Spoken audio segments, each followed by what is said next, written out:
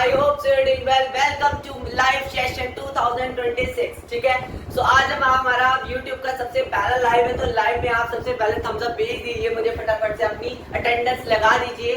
आज हम करने वाले हैं क्लास 10 का सबसे इंपॉर्टेंट चैप्टर जो हमारा फिजिक्स का है, chapter number 1 light refraction and reflection. ठीक है, फटाफट से शुरू करते हैं चैप्टर को और without wasting any time 2-3 minute wait कर लेते हैं बच्चों का, जो बच्चे अभी ज्वाइन कर रहे हैं। हाय हाय हाय, कैसे हो? करते हैं शुरू। हमारी लाइव में 50 बच्चे ज्वाइन कर चुके हैं। 50 बच्चों की क्लास हम लेने वाले हैं और वही 50 बच्चे हैं जो पढ़ना चाहते हैं। ठीक है, थोड़ा बच्चे शुरू कर दें। हमारा चैप्टर है लाइट। ठीक है, तो हम छोटी क्लासेस से लाइट को पढ़ते हैं बेटा, पर छोटी क्लासेस से हम लाइट को पढ़ते हैं। लाइट को आपको विजिबल दिखा देते हैं। लाइट कैसे होती है, जैसे कि आपको रिंग लाइट दिखाई दे रही है, it's a form of light. ये भी एक लाइट, हम इसको लाइट ही बोलते हैं। ठीक है, दिख रही है रिंग लाइट बच्चों? थोड़ा सा आप कैमरे में देख लो, है दिख रही है? It's also light. तो हम आज जितना हमसे कवर हो पाएगा उतना लाइट चैप्टर जल्दी से जल्दी कवर करेंगे। ठीक है, तो फटाफट से शुरू करते हैं। लाइट क्या होती है, देखिए light is a form of energy. क्या होती है बेटा? फॉर्म ऑफ एनर्जी होती है। क्या होती है बेटा? फॉर्म ऑफ एनर्जी होती है which produces sensation of vision. सुनो बेटा, लाइट सबसे पहले कुछ याद आए ना आए, लाइट ही क्या है? फॉर्म ऑफ एनर्जी है, एनर्जी की एक फॉर्म है, जिससे क्या होता है हमें दिखती है चीजें। बेसिकली क्या होती है? प्रोड्यूस सेंसेशन ऑफ विजन, हमें चीजें दिखती हैं। क्लियर हो यहाँ तक? कोई दिक्कत परेशानी? फिर से रिपीट करते हैं। Light is a form of energy which produces sensation of vision. ये हमें मतलब दिखती है लाइट से। ठीक है, हमें चीजें देख सकते हैं लाइट से। ठीक है, चीजें हमें बेसिकली दिखती है, किसकी वजह से दिखती है? बेसिकली लाइट की वजह से। क्लियर है?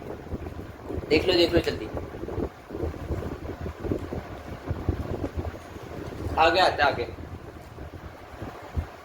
आगे कुछ इसके कैरेक्टरिस्टिक्स ले लो, प्रॉपर्टीज ले लो, कुछ मैंने पॉइंट्स ऐड करे जो तुम्हें अच्छे से क्लियर हो जाएगा। It's a form of energy that enable to see. एक ऐसी फॉर्म ऑफ एनर्जी होती है जिससे हमें चीजें दिखती हैं। क्लियर हो गया? Light always travel in a straight line. Light हमेशा ट्रैवल किस में करती है बेटा? स्ट्रेट लाइन में ट्रैवल करती है। कोई दिक्कत परेशानी नहीं होनी चाहिए। Light make shadow. लाइट क्या बनाती है बेटा? शैडो बनाती है। लाइट के बिना शैडो पॉसिबल नहीं होती। वही देखिए, light make shadow, without light shadow is not possible. Light के बिना शैडो पॉसिबल नहीं है। ठीक है, light has a maximum speed in the universe. Light की कोई मैक्सिमम स्पीड होती है यूनिवर्स में, और उसकी स्पीड कितनी होती है? 3 × 10⁸ मीटर पर सेकेंड। क्या होती है बेटा? 3 × 10⁸ मीटर पर सेकंड की स्पीड से लाइट क्या करती है बेटा? ट्रेवल करती है। कोई दिक्कत परेशानी नहीं होनी चाहिए। इसकी वैल्यू आपने लर्न करनी है, न्यूमेरिकल्स में ऐड करेंगे इसको। ठीक है, light has a maximum speed in the universe, मतलब सबसे ज्यादा स्पीड होती है लाइट की इन द पूरे वर्ल्ड यूनिवर्स में। ठीक है, कोई दिक्कत परेशानी लाइट के बारे में नहीं होनी चाहिए। फिर से एक बार रिपीट कर लेते हैं जो बच्चे अभी ज्वाइन कर रहे हैं। लाइट अभी तक हमने पढ़ा, लाइट क्या होती है? फॉर्म ऑफ एनर्जी होती है जो क्या प्रोड्यूस करती है? सेंसेशन ऑफ विजन प्रोड्यूस करती है। ठीक है, it's a form of energy enable to see, हमें चीजें इससे दिखती है। ठीक है, आगे light always travel in a straight light, हमेशा स्ट्रेट लाइन में ट्रेवल करती है। Light make shadow, light shadow बनाती है, और विदाउट लाइट शैडो पॉसिबल नहीं होती। लाइट की कोई मैक्सिमम स्पीड होती है, सबसे ज्यादा स्पीड होती है यूनिवर्स में, जिसकी क्या वैल्यू है? 3 × 10⁸ मीटर पर सेकंड। कोई दिक्कत परेशानी नहीं होती।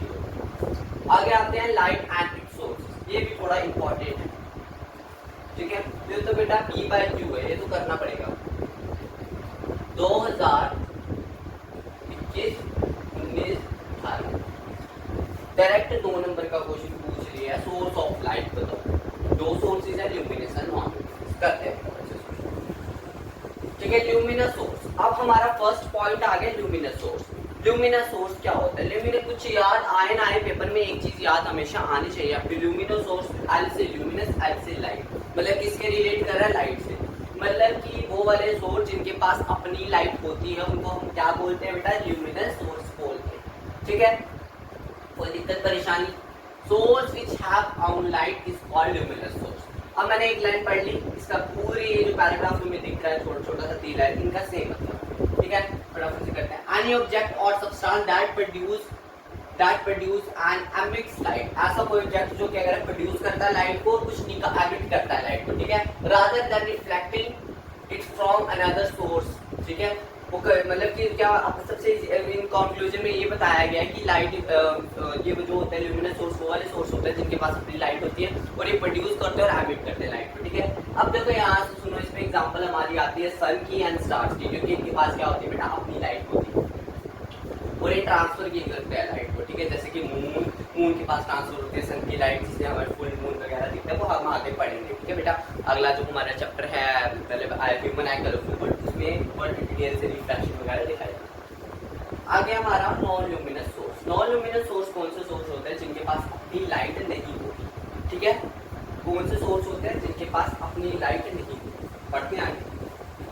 Any object or thing that does not produce light own light, जिसके पास अपनी लाइट नहीं होती but become visible, but हमें फिर भी वो दिखते हैं, ठीक है, reflecting light from another source, कोई अदर सोर्स है, हमें वो विजिबल होते हैं, कोई दिक्कत परेशानी नहीं होनी चाहिए। जैसे कि सन की लाइट ट्रांसफर होती है मून में, ठीक है, तो मून हमें अच्छे से विजिबल होता है। और tyre in the sense tyre हमें कब विजिबल होता है, जब हम उस पर लाइट मारेंगे, ठीक है, लाइट से विजिबल होती है। ह्यूमन बीइंग आल्सो इंक्लूड, इसमें जितने भी नॉन लिविंग थिंग्स जिनके पास अपनी लाइट है सारे इसमें, कोई दिक्कत परेशानी नहीं होनी चाहिए। अगला टॉपिक हमारा है बिल्कुल छोटू सा, वो है मीडियम। मीडियम क्या हो? Space through which the light travels is called medium. जिससे क्या होता है, लाइट ट्रेवल करती है, ऐसा कुछ चीज है, स्पेस ऐसी चीज जिसमें क्या होता है, लाइट ट्रेवल करती है, उसको हम क्या बोलते हैं बेटा, मीडियम बोलते हैं। अब मीडियम हमारे 3 टाइप्स के होते हैं, ट्रांसपेरेंट मीडियम, ट्रांसलूसेंट मीडियम और ओपेक मीडियम। ट्रांसपेरेंट मीडियम कौन सा होता है बेटा? ट्रांसपेरेंट मीडियम वो वाला मीडियम होता है जिसके पास क्या होता है, 100% लाइट रे जो होती है पास करती है। जब मैं आस-पास में आगे शीट आती है ट्रांसपेरेंट की, हमें मतलब दोनों साइड दिखता है, जैसे भी दिखता है, मतलब दोनों साइड दिखता है, 100% लाइट रे क्या होती है, पास करती है और हमें अच्छे से दोनों साइड दिखती है। ट्रांसलूसेंट कौन सा मीडियम होता है जिसमें मतलब कि थोड़ा दिखता है बट थोड़ा ब्लरिश दिखता है, पार्शियली दिखता है, ठीक है। इसमें क्या था, 100 में से 50% लाइट रे पास करती है। ओपेक मीडियम वो वाला मीडियम होता है जिसमें कि टोटल लाइट मतलब टोटली नहीं रिफ्लेक्ट, मतलब टोटल लाइट रिफ्लेक्ट कर जाती है, रिवर्ट बैक चली जाती है। इसमें क्या होता है, हमें मतलब इसमें बेस्ट एग्जांपल की बात करें तो हमारी वॉल्स होगी, इसमें अगर लाइट होगी तो हमें दिखेगी, अदरवाइज नहीं होगी, क्योंकि लाइट रे पास करती है, ठीक है, रिफ्लेक्ट कर जाती है इसमें, ठीक है। होप से तुम्हें अच्छा से क्लियर होगा अभी की स्लाइड, ठीक है। अब नेक्स्ट स्लाइड के लिए वेट करो। देखो,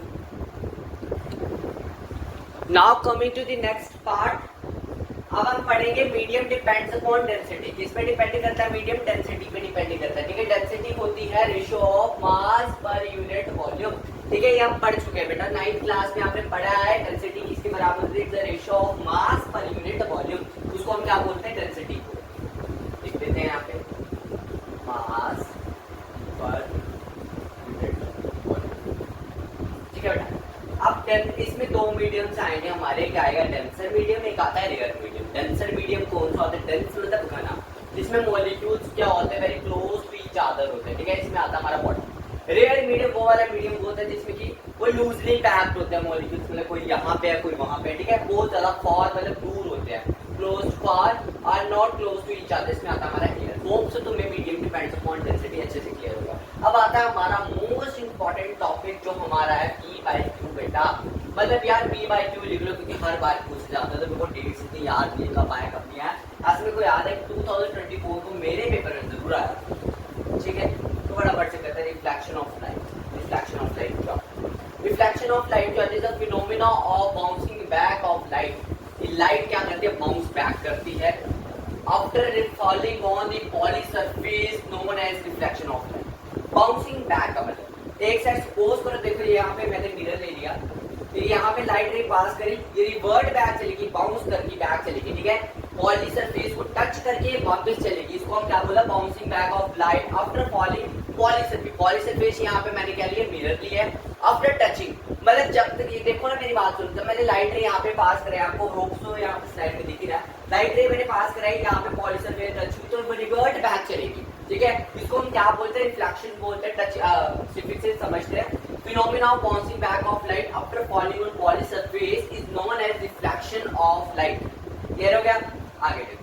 आगे देखो मैंने डायग्राम बनाई है, यहाँ पे देखो एक आ रही है हमारी ये पॉली सरफेस आ गया, यहाँ पे देखो हमारी इंसिडेंट रे, ये हमारी रिफ्लेक्टेड रे, बीच में हमें इमेजिनरी रे बनाते हैं जिसको हम क्या बोलते हैं बेटा, नॉर्मल रे बनाते हैं, रे बोलते हैं। इन दोनों के बीच में अगर सभी का एंगल हम चेक करें तो इन सब का एंगल जो होगा वो होगा हमारा 90 डिग्री का एंगल होता है।